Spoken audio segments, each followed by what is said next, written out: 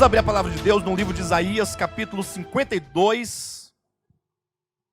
Vamos ler então os versículos 13, 14, 15 e o versículo 1 do capítulo 53. São 4 versículos. Eu quero que os irmãos atentem bem para essa leitura, porque a mensagem dessa noite, cujo tema é vergonha e glória, a contradição da cruz, essa mensagem ela está totalmente baseada aqui nestes 4 versículos. Lógico, não vamos citar tantos textos aqui que os irmãos vão até perder as contas. Mas aqui está a base do nosso falar. Isaías capítulo 52, versículos 13, 14, 15, e então o versículo 1 do capítulo 53. Todos encontraram? Então vamos ler em nome de Jesus. Eis que o meu servo procederá com prudência, será exaltado e elevado, e será muito sublime. Como pasmaram muitos à vista dele, pois o seu aspecto estava muito desfigurado, mais do que o de qualquer outro, e a sua aparência mais do que a dos outros filhos dos homens. Assim causará admiração às nações, e os reis fecharão a sua boca por causa dele, porque aquilo que não lhes foi anunciado verão, e aquilo que não ouviram entenderão. Versículo 1 do 53. Quem creu em nossa pregação, e a quem foi revelado o braço do Senhor.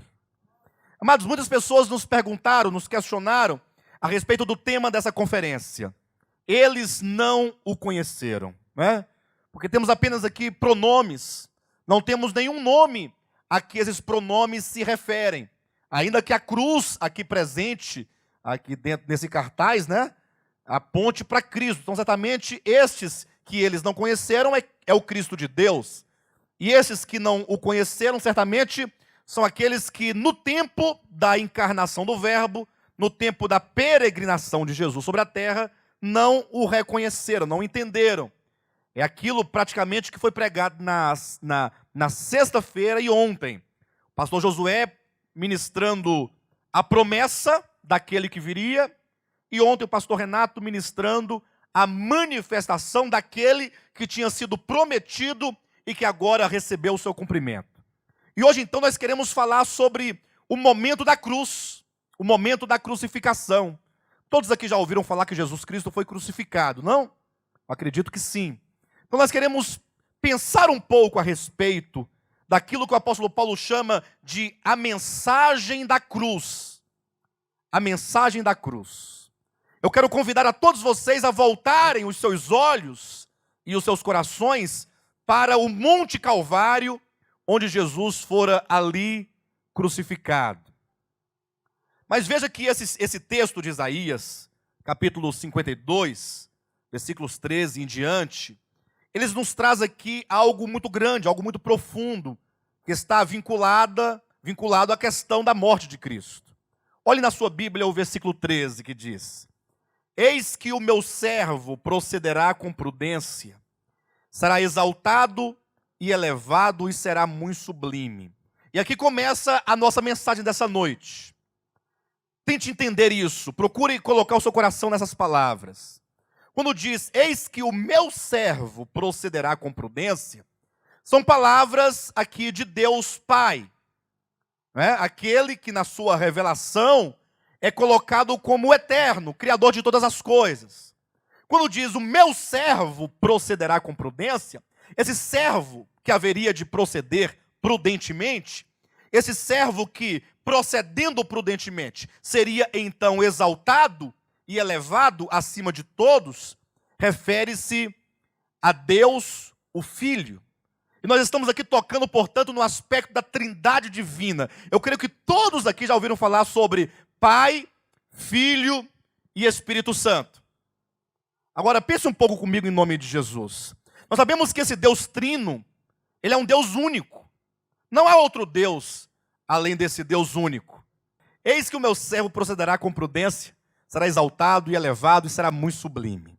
Mas esse é um versículo maravilhoso, porque ele começa a nos revelar algo que aconteceu no coração de Deus, quando por ocasião do seu projeto. Nós sabemos, e nós compreendemos, segundo a Bíblia, que Deus ele não começou a agir, ou a criar, ou a fazer as coisas de uma maneira qualquer. Antes, Deus elaborou um plano.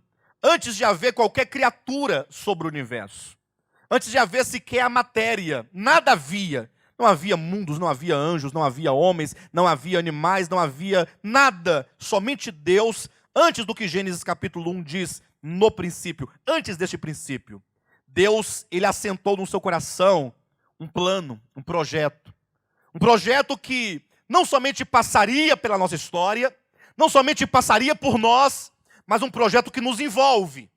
Nós estamos incluídos nesse propósito. Então Deus, ele decidiu que não somente ele haveria de criar mundos, como ele o fez, mas que Deus haveria de criar mundos para que ele pudesse então se revelar. Deus, ele desejou se revelar a esse universo por ele criado. E para que isso então acontecesse, Deus, ele fez um plano. Nesse plano, o seu filho, que nós conhecemos pelo nome de Jesus, ele haveria, nesse plano, nesse projeto, embora sendo ele Deus pleno, nós veremos isso daqui a pouco, mas Jesus, ele assumiria nesse plano, nesse projeto, uma função de servo. Por que é importante nós deixarmos muito claros aqui, no início dessa mensagem, que sendo Jesus Deus, ele haveria de assumir uma função e uma posição de servo. Porque quando nós olharmos para o Cristo de Deus crucificado no Calvário, eu quero convocar todos vocês a virem ali muito mais do que um homem, a virem o Senhor da glória pendurado naquela cruz. Por isso que é importante que nós comecemos a nossa história essa noite lá do princípio. Então é dito que o meu servo, referindo-se a Jesus, o Filho, enquanto aquele que na economia de Deus se propôs obedecer ao Pai, está submisso ao Pai, servir ao Pai e cumprir a vontade do Pai, ainda que fosse Jesus, Deus pleno, sendo um com o Pai, esse servo, porque ele agiu com prudência, e agir com prudência significa agir em submissão, agir em obediência completa, isso é prudência. Por esse motivo, ele haveria de ser exaltado, ele haveria de se tornar muito sublime, glorificado, que é exatamente o final do cumprimento desse propósito eterno de Deus. Agora imagine comigo, eu sei que nós pegamos a história pela metade, né? Nós estávamos na terra quando Jesus veio, ou pelo menos a humanidade estava aqui, quando ele veio se fez carne. Mas pense um pouco nos anjos dos céus. Aqueles que viam ao Filho como Deus no seu trono, viam a Jesus como Deus na sua glória, antes da sua encarnação. Imagine os mundos, a quantidade de mundos criados, não caídos, que tiveram contato, comunhão com Deus, com o Eterno, e conheciam a Jesus na sua glória, antes de vir à terra. O texto sagrado diz, como pasmaram muitos. Esse muitos não se refere a homens, se refere a anjos, a arcanjos, a serafins, a criaturas celestiais não caídas. Como pasmaram muitos à vista dele, à vista do servo de Yahvé, que é Jesus Cristo. Pasmaram por quê? Porque o seu aspecto estava muito desfigurado, mais do que o de outro qualquer. E a sua aparência, veja, mais do que a dos outros filhos dos homens. O texto de Isaías, portanto, profetiza, não somente por ocasião da encarnação do Verbo, mas fala sobre a reação dos céus, sobretudo, diante da crucificação de Cristo. Como que os mundos não caídos, como que seres não caídos, arcanjos, serafins, querubins, principados e potestades, como que os céus, como que o universo contemplou ali no Calvário, quando Jesus era crucificado. Diz a Bíblia que esses seres ficaram pasmados diante daqueles que eles sabiam quem era, sabiam que era Deus, sabiam da sua glória, sabiam do seu eterno poder, mas que agora o viam ali desfigurado, sem aparência, sem formosura, como o capítulo seguinte, que é o 53, diz que era como uma raiz de uma terra seca, sem aparência, sem formosura, e nenhuma beleza havia que nos chamasse a atenção. Como que os mundos olharam para Cristo? Isso porque esses mundos, eles viram a Jesus antes da sua encarnação. A encarnação de Cristo, a vinda do Verbo de Deus ao mundo, tornando-se homem, vivendo como homem, isso foi um projeto. Jesus não nasceu, não teve a sua origem, o seu começo no ventre de Maria. Não. Sim, ali no ventre de Maria começa a sua história humana. Antes daquele momento, ele é Deus pleno. Agora, ele simplesmente desce dos céus, ele deixa a sua glória. Vamos verificar em João 17, quando ele ora ao Pai dizendo: Pai, agora glorifica-me com a glória que eu tinha junto de ti antes da fundação do mundo. Por que que ele pede essa glória de volta? Porque ele despiu-se, não da sua divindade, mas despiu-se da glória que tinha com o Pai antes da sua encarnação. E então ele desceu e ele se fez homem.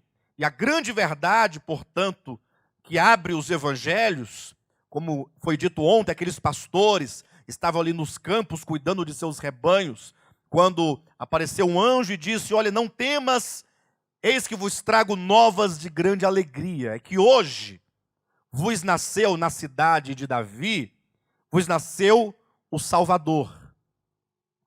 Deus vem à terra e se faz homem e se faz carne. E é por isso que João capítulo 1, versículo 14, diz assim: e o Verbo, que é Deus, se fez carne e habitou entre nós, cheio de graça e de verdade, e vimos a sua glória, glória como a do unigênito do Pai. Ou seja, quando diz que o Verbo se fez carne, o Verbo que é Deus se fez carne e habitou entre nós, nós vemos aqui a revelação do momento em que Deus deixa o seu trono e se faz homem.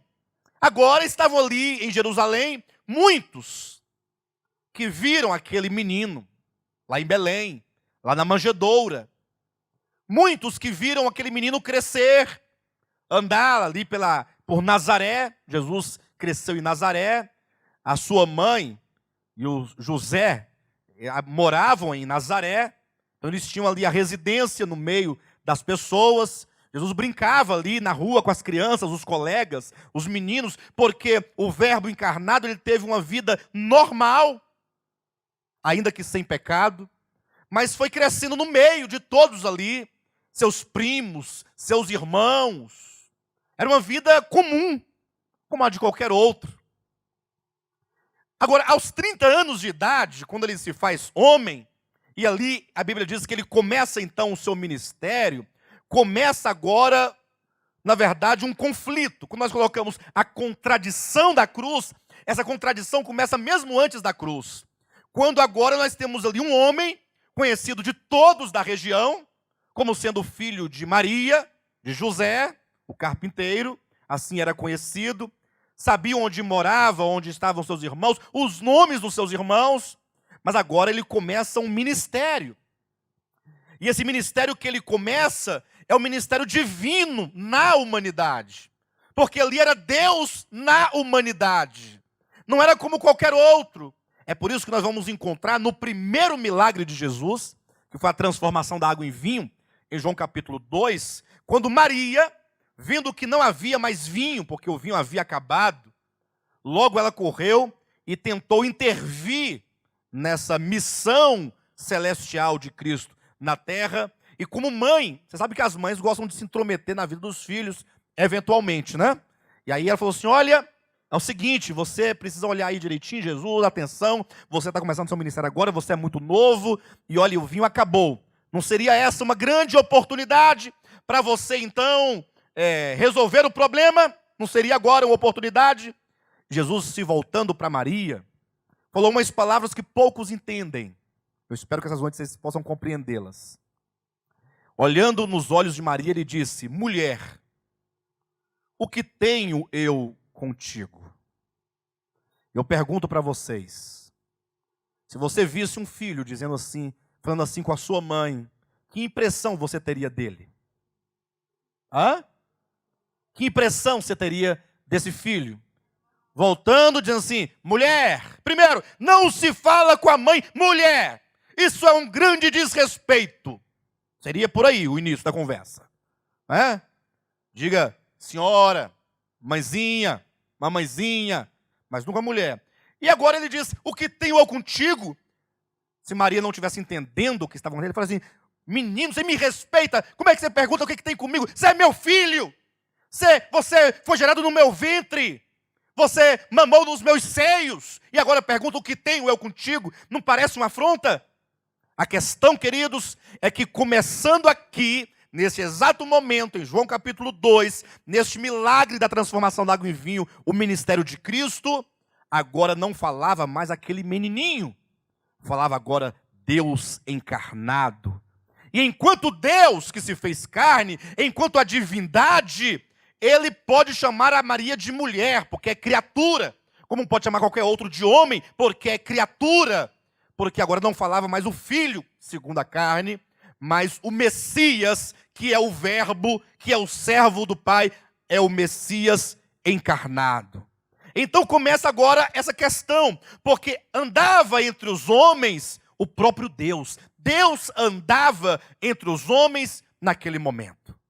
Mas os homens, ao olharem para ele, viam-no como tão somente um homem. Via um homem andando. Mas a Bíblia nos mostra como que começa a partir de então uma revelação progressiva a respeito da sua identidade. Muitos até os dias de hoje, ao falarem de Cristo, falam dele como filho de Maria. Muitos até os dias de hoje, ao falarem de Cristo, falam dele como um profeta. Até alguns colocam ele ao lado de outros chamados profetas, outros chamados iluminados, colocam Buda e colocam Jesus Cristo, e colocam Maomé e colocam Jesus Cristo, e vão citando homens que ainda que fizeram história na sua existência, mas colocam eles páreos a Jesus Cristo, porque não conseguem ver, enxergar, identificar quem era aquele homem que andava entre os homens, no tempo da encarnação do Verbo.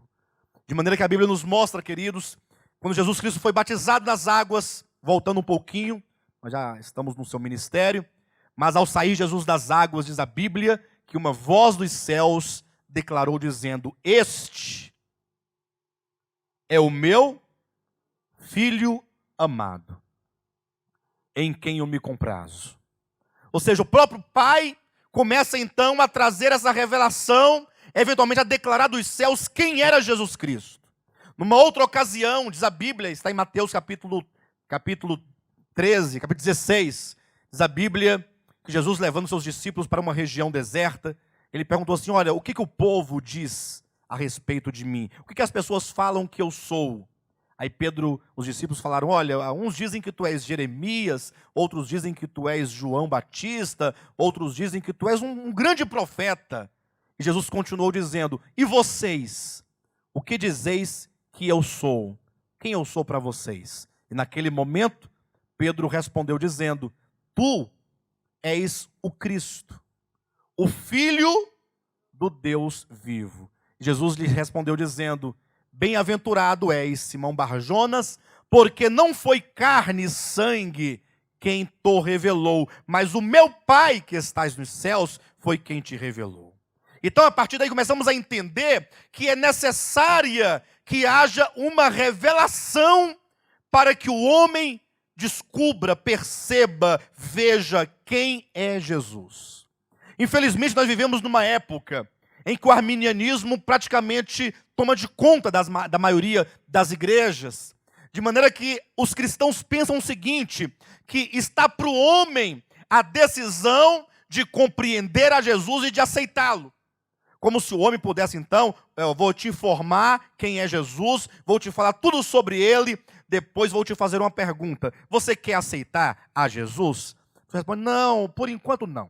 Não, quem sabe, né? Mais na frente eu vou ficar velho, eu tenho algumas coisas para resolver, algumas coisas para eu curtir, e depois eu posso até aceitá-lo, né? Mas por enquanto não dá para aceitá-lo no momento. Coloca o homem como sendo aquele que é capaz. E nós vimos na Escritura que a encarnação do Verbo, ou a pessoa de Jesus, constitui-se num grande mistério. Que mistério? É o Verbo, que é Deus, que se fez carne.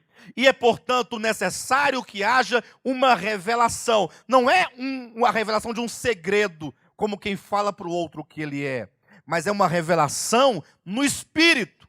Quando o Espírito de Deus, então, entra dentro do homem e o ilumina e lhe revela no mais profundo do ser que aquele que foi crucificado é o próprio Deus. Enquanto todos tratavam a Jesus como mero homem, diz a Bíblia que numa ocasião, Jesus chamou consigo Pedro, Tiago e João e subiram a um monte chamado Tabor. E neste monte, diz a Bíblia, que enquanto Jesus orava, de repente, olhando Pedro, Tiago e João para Jesus, eles perceberam que de repente a face de Jesus começou a brilhar. E eles perceberam também que as vestes de Jesus foram ficando brancas, e mais brancas, e mais brancas, de maneira que uma glória interior apareceu no seu rosto e apareceu em todo o seu corpo. Ele foi transfigurado diante de Pedro, Tiago e João. E naquele momento, Deus dos céus novamente disse: este é o meu filho amado em quem eu me comprazo. Naquele momento, Pedro, Tiago e João, eles tiveram a revelação explícita de que Jesus não era um mero homem. Eles viram a divindade interior se manifestar exteriormente. Eles sabiam exatamente que Jesus era o Filho de Deus, não somente por uma revelação, como foi feita com Pedro, no seu entendimento, dizendo, tu és o Cristo, o Filho do Deus vivo, mas agora eles viram a glória, eles viram a divindade se manifestando, certamente de uma maneira muito limitada ainda, mas eles tiveram uma visão, uma revelação, eles contemplaram o próprio Deus se manifestando ali na carne. O grande segredo de tudo isso é como que Deus projetou a nossa salvação. Porque eu penso assim, que se eu fosse Deus, e eu fosse salvar o homem dos seus pecados, das suas angústias, dos seus medos, das suas tribulações, sobretudo da morte eterna, eu talvez teria um plano, eu falo como homem, né? Um plano diferente. Mas não, Deus, ele decidiu o seguinte: quando o homem estiver sem saída, quando ele estiver totalmente envolvido no lodo, no lamaçal de pecado, morto em delitos e pecados, quando ele estiver em trevas profundas, jazendo em trevas, o próprio Deus, olha, haveria de vir ao mundo e se fazer um homem, como é o homem, para então sofrer no lugar do homem. E o pior de tudo é que ele sofreria pelo homem, mas sofreria pelas mãos dos homens. Seriam os próprios homens quem iria prendê-lo, quem iria cuspi-lo, quem iria açoitá-lo, quem iria rejeitá-lo. Olha a manifestação do amor de Deus. Porque descendo o próprio Deus em carne para morrer pelo homem, ele deveria manifestar esse amor que ele sente pela humanidade, sendo ao mesmo tempo desprezado e rejeitado pelos homens. Sabe como é que isso, essa questão da rejeição pelos homens, e morrendo pelos homens, sofrendo pelos homens, sabe como é que isso foi ilustrado lá no Antigo Testamento?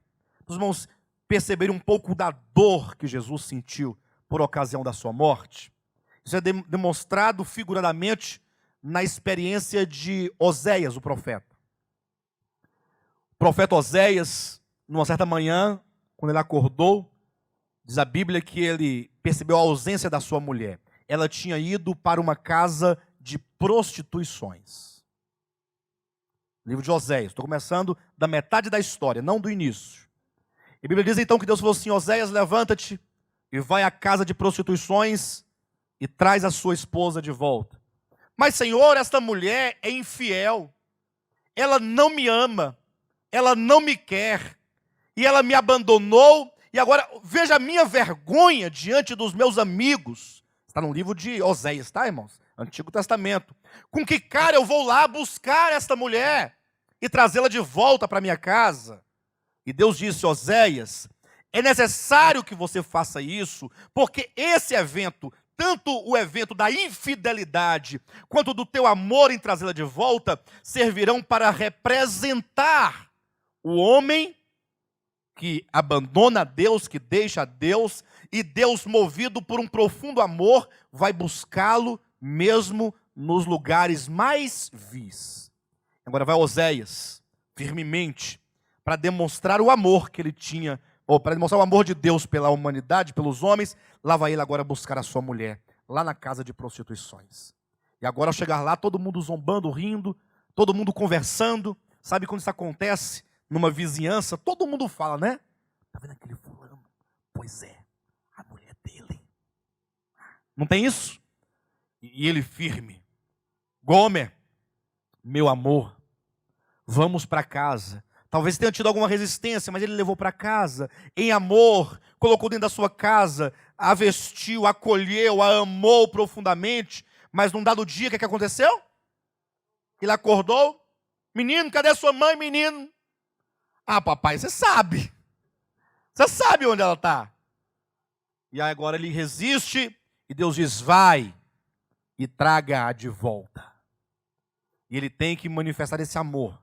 O amor de Deus é demonstrado na materialidade da história de Oséias. Ele traz de volta. Isso aconteceu por 1, 2, 3, 4 vezes. Até que uma vez ela não voltou mais, continuou lá. E agora Deus falou assim: agora, Oséias, você vai. Ela está com poucos amantes. Ela está ficando já velha, está ficando feia. Os amantes não a procuram mais. E ela está passando necessidade e fome. E ela não quer voltar para casa. Então você vai enviar tecidos para ela se vestir, comida das melhores, remédio, tudo o que ela precisa, você vai supri-la. Mas com um detalhe: você vai enviar por a mão de alguma pessoa e não dirá para ela que é você. Você vai fazer no silêncio. E agora esses homens aqui levavam essas riquezas, esses bens de Oséias e entregavam para sua mulher prostituta. E agora sabe o que ela pensava quando ela recebia? Sabe que ela pensava que era o seu marido que mandava? Ela pensava que eram os amantes. Falava assim: meus amantes estão me trazendo tantas coisas boas, porque sabem que eu preciso. Isso é a ilustração de como que Deus, na pessoa do seu Filho, seria tratado aqui na terra. Porque quando Jesus estava ali na terra em carne, ali era o próprio Deus amando os homens para morrer por eles. Mas eles não reconheciam que era Ele que ali estava. Como Gomer não reconhecia que era o seu esposo que lhe servia e lhe supria todas as suas necessidades. Quando o homem olha para Deus e simplesmente não o reconhece. Por isso no capítulo 1 de João é dito que no princípio era o verbo estava com Deus, e o verbo era Deus. Todas as coisas foram feitas por intermédio dele, e sem ele nada do que foi feito se fez. Ele era a luz que vinda ao mundo ilumina a todo homem, mas os homens não o conheceram. O próprio Deus, o Criador, esteve na terra, e os homens olhando para ele, não o reconheceram. Era Deus. Diz a Bíblia que num dado momento, ele foi preso, prenderam a Cristo, lá no Monte das Oliveiras. E a Bíblia diz que chegaram com uma grande turba, e amarraram as suas mãos. E os homens vinham com paus, com pedras, e agora começaram a golpear a Jesus, a cuspir na sua face, E Jesus falou assim: olha, tantas vezes eu estive com vocês no templo, ensinando, pregando. Vocês nunca me prenderam. Eu nunca fugi de vocês. Eu sempre estive no meio de vocês. Agora vocês vêm até aqui no monte me prender e me levar como se leva um cão. Como quem prende a um cão. E ali começou, então, todo o sofrimento, toda a paixão de Cristo. Toda a sua dor, toda a sua morte, que era uma morte substitutiva no lugar do homem, começa quando ele é preso. E agora imagine comigo por um momento, irmãos. Aqueles homens ali que tomaram a Cristo. Havia representantes do judaísmo, líderes religiosos. Havia soldados romanos que agora se colocaram no direito, no dever moral, pela ordem, pelo povo, de levar Cristo até Pilatos, depois até Caifás, e volta para Anás e volta para Pilatos para ser julgado. Na noite em que Jesus foi preso, ele foi levado de um lugar para o outro, sendo julgado pelos homens. Poderíamos até dizer essa frase: no dia em que Deus foi julgado pelos homens. Como é que nós podemos ver essa cena, queridos? Se nós estivéssemos lá e nós tivéssemos plena consciência de quem é Jesus, como você reagiria diante daquela cena? Jesus sendo julgado pelos sacerdotes, sendo condenado, sendo cuspido. Pilatos, que não era do povo de Israel, falou assim: olha, ele é o vosso rei. Façam com ele o que vocês então querem fazer. E alguém teve uma ideia e falou assim: olha, um rei precisa de um manto real. Mas eles não faziam isso porque eles reconheciam a Jesus, porque eles se curvavam. Não, eles faziam isso para zombar de Jesus, para escarnecer de Jesus. E colocaram um manto sobre ele. E outro falou assim: não, mas um rei precisa de um cetro. E trouxeram um pedaço de pau e colocaram na mão dele. E um outro disse: não, mas um rei precisa de uma coroa de espinhos. Diz a Bíblia que outro foi lá, correu e teceu ali com alguns espinhos que havia numa planta e colocou sobre a cabeça de Jesus. E porque não entrava direito, diz a Bíblia que ele pegou uma cana e bateu para que cravasse na cabeça dele. Quem era esse que estava sofrendo tamanha humilhação? Quem é este?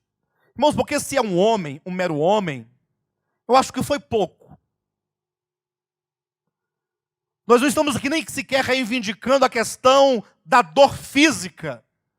Mas o que mais torna esse evento significativo é o fato de Deus, que veio para salvar o homem, está sendo agora zombado e escarnecido pelo próprio homem. Chegou diz a Bíblia, que deu um golpe no seu rosto, um murro no seu rosto, colocou uma venda nos seus olhos e declarou: já que tu então és o Filho de Deus, então profetiza, quem foi que te bateu? Começaram a golpeá-lo. E Jesus sabia exatamente quem ali golpeava ele. Porque ele não dependia de venda nos olhos, ou de qualquer situação. Ele é Deus, mas ele tinha que sofrer como homem, abrindo mão do seu poder, abrindo mão daquilo que ele podia fazer, sem nenhuma reação, como diz Isaías, como um cordeiro mudo, para que a sua salvação pudesse ser efetiva, a sua morte pudesse ser de fato no lugar de um pecador indefeso.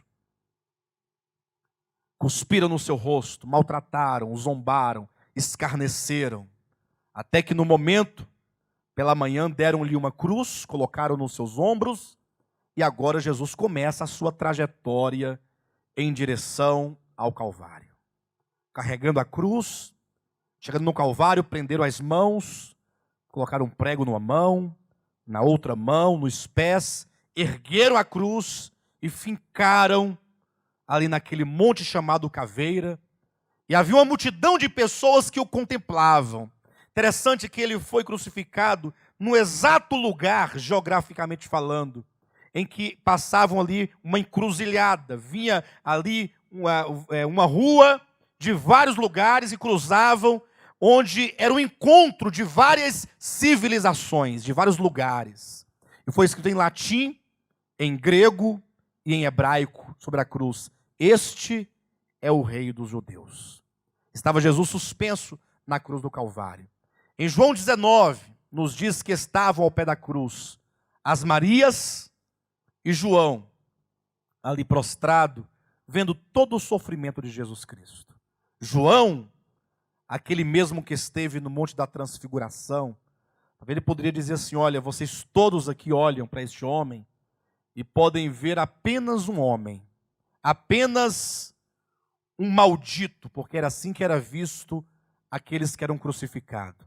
Vocês podem ver tão somente um nazareno, alguém desfigurado, mas eu, João poderia dizer isso, eu sei quem ele é, porque eu vi a sua glória quando ele estava lá no Monte Tabor. Eu, Pedro e Tiago.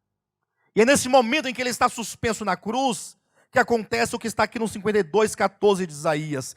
Como pasmaram muitos à vista dele, pois o seu aspecto estava muito desfigurado, mais do que o de outro qualquer, e a sua aparência mais do que a dos outros filhos dos homens. Os céus olhavam para Jesus naquele momento e viam ele fora da sua glória, desfigurado, totalmente rendido, maltratado, cuspido e humilhado. E o universo ficou pasmado diante daquilo. E por que o universo ficou pasmado? Porque o universo sabia exatamente quem ele era. Sabia que ele era o criador de todas as coisas. Mas os homens não podiam ver. Os homens não podiam identificar a natureza daquele que ali estava. Não sabiam que ali estava o próprio verbo da vida, o próprio Deus encarnado.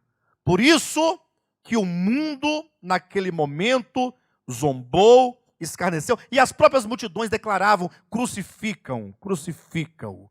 Ou seja, os homens não discerniram quem estava ali. O apóstolo Paulo, posteriormente, ao escrever a sua primeira carta aos Coríntios, ele escreveu uma frase que traz, na verdade, essa revelação à tona. Ele fala assim: ora, se os homens que mataram a Cristo naquela ocasião, se eles tivessem a revelação, a iluminação de quem Jesus era, se eles tivessem tido discernimento, veja bem, jamais teriam crucificado o Senhor da glória. Olha a expressão que o apóstolo Paulo usa. Ele não diz: jamais teriam matado a Jesus. Ele não diz: jamais teriam matado ou crucificado o Nazareno. Ele diz: jamais teriam crucificado o Senhor da glória. Aquele que estava na cruz era o Senhor da glória. Todo o universo olhava dos céus e via ali o Senhor da glória. Mas os homens não podiam vê-lo. E até hoje, queridos, muitos não conseguem vê-lo. Aqueles que não conseguem ver ao Senhor da glória pendurado numa cruz, esses tão somente podem eventualmente se emocionar ao assistirem o filme de Mel Gibson. Porque os sofrimentos humanos ali que ele sofreu, certamente arranca de nós uma certa emoção. Pudesse ser quem for, pudesse ser qualquer um de nós ali no filme, representando ali, aquilo certamente iria nos fazer ter alguma emoção. Mas aqueles que olham para o Cristo crucificado, nessa noite você certamente está contemplando a cena da crucificação. Aqueles que olham e conseguem ver Deus sofrendo toda essa rejeição, essa humilhação dos homens, e sabendo que Ele fez isso por nossa causa, por minha causa. Ele fez isso por você, para pagar os seus pecados, as suas culpas, para sofrer a penalidade no seu lugar, porque afinal Ele não merecia aquilo. Esses que conseguem ver o Senhor da glória, ora, se Ele é o Senhor da glória, se Ele é o eterno, se Ele é o todo-poderoso, se Ele é o criador de tudo, que não tem pecado, e que fez todas as coisas com o seu poder, por que Ele condescendeu tanto a esse ponto de como diz o livro de Salmos, número 22, está ali como um verme de pendurado na cruz. Por qual motivo? Foi para resgatar o homem, para trazer o homem de volta a Deus. Olha, para abrir um caminho de perdão, abrir um caminho de reconciliação. Todos os que podem contemplar esta visão no seu espírito, jamais podem dizer não a Jesus. Jamais. Porque agora o seu coração é constrangido por tão grande amor. A salvação que o Senhor opera em nós é fruto de uma revelação. A Bíblia diz que o homem natural não pode compreender as coisas do Espírito de Deus. O homem natural e de si mesmo, quando ele olha para o Cristo crucificado, sabe o que ele fala? Ele argumenta como argumentaram aqueles soldados e aquele ladrão que estava na cruz ao lado de Cristo, dizendo assim, olha, bem, já que tu és o Filho de Deus, ele não disse que é o Filho de Deus? Bem, já que ele diz que é, então prova, então desce daí. Esse é o raciocínio humano. Então desce daí. Ora, se Jesus tivesse descido da cruz, nenhum de nós teríamos salvação. Nenhum homem na terra poderia encontrar salvação, porque não há salvação senão por meio da morte do Cordeiro de Deus, que veio para esse fim. O raciocínio humano diz, bem, já que ele é o Filho de Deus, então deveria salvar-se pelo menos a si mesmo. Agora, como é que ele pode ser o Salvador, se ele não salva nem a si mesmo? Se ele não é capaz de salvar nem a si mesmo, como é que ele pode salvar os outros se não salvou a si mesmo? Esse é o raciocínio humano. Mas quando nós olhamos para o Evangelho, que o Espírito Santo ilumina, que nós conseguimos ver na pessoa de Jesus o Cordeiro de Deus sem pecado, que morre no lugar do homem, que nós tocamos este amor, que nós compreendemos esse mistério, então a revelação de Deus alcança o nosso coração, nós somos iluminados e nós então caímos de joelhos, curvados diante do Cristo crucificado, adorando-o como o Senhor da glória. Essa noite, certamente, muitos aqui podem olhar para Jesus na cruz e vê-lo como o Senhor da glória. Eu tenho certeza disso. E isso é obra do Espírito Santo. E depois disso, desse momento, todo o restante da Escritura, depois de Atos em diante, nós vamos verificar a Escritura confirmando essa situação. Confirmando que Jesus morreu na cruz do Calvário. Sendo Ele o Senhor da glória. Ele morreu, Ele ressuscitou, Ele ascendeu aos céus. Diz a Bíblia em Apocalipse capítulo 5, que Ele está assentado ao lado do Pai, no seu trono.